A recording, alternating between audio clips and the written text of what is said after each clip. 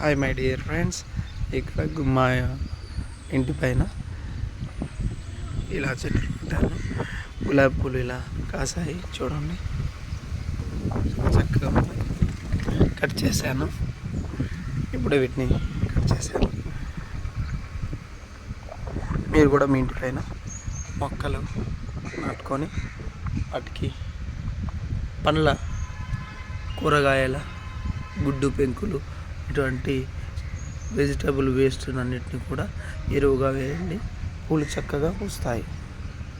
So అందరూ కూడా ఇలా ఇంట్లోనే తడి చెత్తను ఎరువుగా వాడుకొని మొక్కలు పెంచుకొని బాగా పూలు పూయించుకుంటారని ఆశిస్తున్నాను.